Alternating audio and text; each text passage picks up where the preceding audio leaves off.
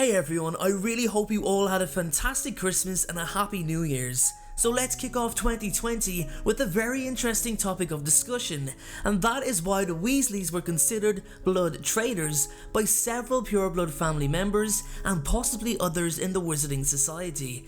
Now it's something that has been on my mind for a long time, because the Weasleys weren't the only supporters of an integrated magical society, yet they were pinned by many as blood traitors. Lucius Malfoy being the most vocal about it. So that's exactly what we're going to dig into and talk about today. The first Harry Potter folklore video of 2020 is all about why the Weasleys were considered blood traitors. So with that being said, grab yourself a butterbeer, get comfy, and most importantly, please enjoy today's video.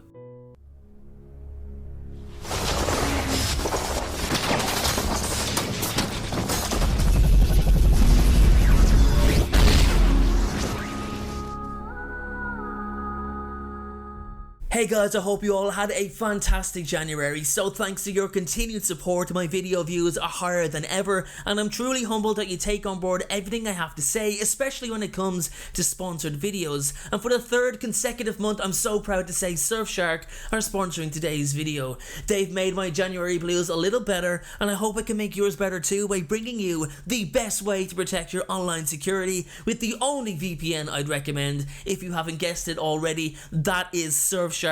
Now, I was recently on a trip to the great city of Boston, USA, and 4G from my phone was crazy expensive, meaning I was connecting to every and any single public Wi-Fi I could, which left me completely open to hackers. Believe it or not, hackers sit around cafes and hotels waiting to hack an innocent person's details. There are plenty of videos on YouTube about it, and I suggest you all look it up.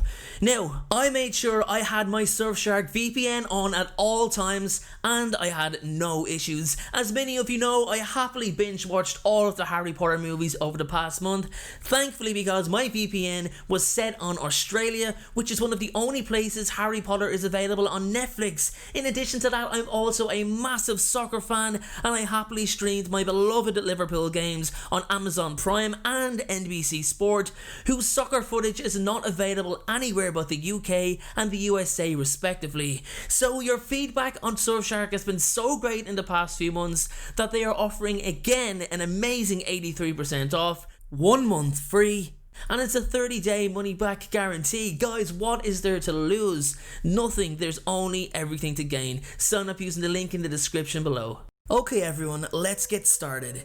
I really have to admit that I was extremely excited to get working on this video because the Weasley family are quite popular. In fact, some of my most successful videos have been on a Weasley related topic, and that gets me really excited because there's a good chance that the video will go down well with you guys. Anyway, let's continue. So the Weasleys are one of the most recognizable families of the Harry Potter franchise.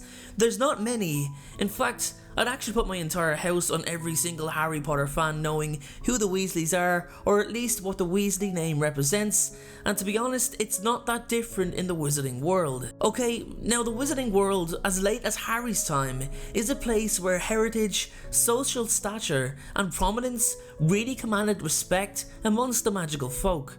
Now, it would be noteworthy to also mention that family wealth also demanded respect to a certain extent, but out of everything, the heritage, stature, wealth, nothing compared to those Wizarding families who were of pure blood.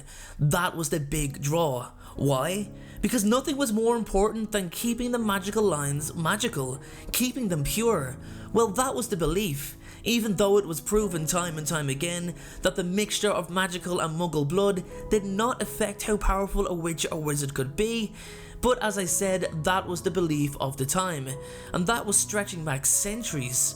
Speaking of centuries, the Weasley family are one of the longest remaining pure-blooded wizarding families in existence, and the strange thing about that fact is that it wasn't even by choice. Their ancestors just happened to marry into or welcome other pure-blooded folk into their family's circle. However, despite that, it has always been taught by the Weasleys of old never to discriminate others due to magical stature, and that lesson continued with Arthur Weasley. It was something his wife Molly shared with him, and definitely something they passed on to their children. However, up until Arthur, the previous Weasley generations had never publicly voiced their support of an integrated magical society, and due to their continued pureblood status, they were included in the Sacred 28, a list of all remaining pureblood wizarding families still in existence by the 20th century. Had they spoke out, however, this may have been different. Just ask Henry Potter, Harry's great-grandfather, whose outspoken, pro-Muggle view had the Potter name omitted from the list even though his line was pure. So these opening points I've made are to establish that the Weasleys are in a position that does command respect. They have been pureblood for centuries. They're part of the Sacred 28, a biased but kind of accurate list. And in such a tightly knitted community, the Weasleys are expected to act in such a way that does show support to keeping the magical lines magical. And they do. However, Arthur's belief of what is magical blood in comparison to what the Malfoys, Lestranges, Rosiers, Blacks and so many more would have believed is greatly different. And if I'm honest, Arthur has a valid point. Some of the greatest wizards of the age have been half-blood. Even Voldemort himself was a half-blood. Although how many of his supporters knew he had Muggle blood in him, well, that's unknown. So the claim that purebloods are more magical and more powerful than half-bloods or Muggleborns is actually becoming less and less relevant, which is why the pro-pureblood supporters are pushing their campaigns harder, because it's simply down to maintaining family beliefs.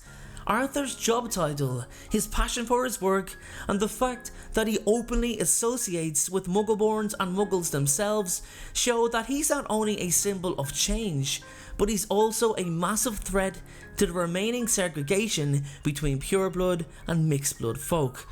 The Malfoys, among many others, were not open to such a change. They were in fact polar opposites. Lucius and Arthur couldn't be any more different if they tried. Lucius genuinely couldn't believe how Arthur could betray the wizarding race. And that's the thing, even though Arthur and all of us readers don't see it that way, Malfoy genuinely believed it was a betrayal. He's seen Arthur as a complete disgrace to the name of wizard, because what some of you may not know is that it was Muggles who originally picked to fight with wizards. Centuries back, actually close to 1,000 years ago and possibly even further, wizards and Muggles weren't separated as they are today. They were integrated, and as the saying goes, what people do not know, they fear. Wizards and witches were hunted, captured, tortured and killed. This went on for centuries across Britain and North America, and possibly other parts of the world. Now the most noteworthy would be that of the Salem witch trials. So although the derogatory opinion may be outdated, the pureblood supremacists do have a point. Centuries of hunting and slaughter, and basically being forced into a hidden world away from such a threat.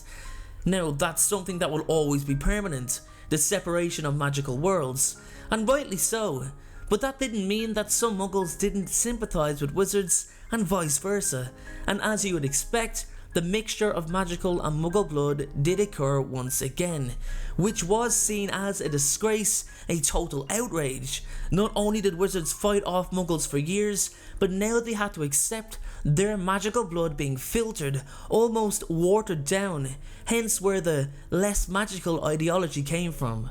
So if I could simplify it, in the eyes of Lucius Malfoy, it's basically a case of, okay, we've got rid of the physical Muggle threat, violence, murder, all the attacks, because we've now got a separate world. We're hidden, we're safe. But now the Muggles wanted to breed the magical race out of power and existence, and to watch Arthur Weasley openly speak to and enjoy the company of Muggles encourages children to treat Muggle-born students as if they were no different from purebloods. Well, that is the greatest insult of all. He is a traitor to wizardkind, and a traitor to his own magical blood. He has abandoned his wizarding heritage, forgotten all that wizardkind has endured for centuries, when in actual reality, times have changed, and Arthur Weasley has modernised with the current climate. In my opinion, Lucius Malfoy is wrong. He's not adapting to change. He knows it's a plausible theory that a person cannot be less magical if they aren't pureblood, but he refuses to acknowledge it. but it's really important to note that this animosity on Pureblood supporters' behalf did not stem out of the blue. It has roots and a standpoint for argument's sake. Well everyone, with that being said, that is my video on why the Weasleys were seen as pureblood traitors. Now I hope you can all take on board that within the world of Harry Potter, there always seems to be a justified reason for someone's campaign. Anyway guys, with that being said, thank you so much for watching today's video, have a great day, and always remember, be happy. Thank you so much for watching, I truly appreciate your support. Everyone, notifications of uploads are more important than ever, so please, if you haven't already, turn those notifications on to make sure you're notified the moment my video goes live. Making videos is what I love to do, it's my dream and my passion, however it does cost time and money to produce this content, so if you have $1 to spare to support me on Patreon in exchange for some exclusive unseen content, then you can click the Patreon link below or at the end of this video. Please only support me if you can afford it. And make sure to follow me on Instagram at InstaDNJ and on Twitter at PotterFolklore. Check out my other videos appearing on screen, and please make sure, most importantly, to hit that subscribe button. Thanks again everyone, and please have a great day.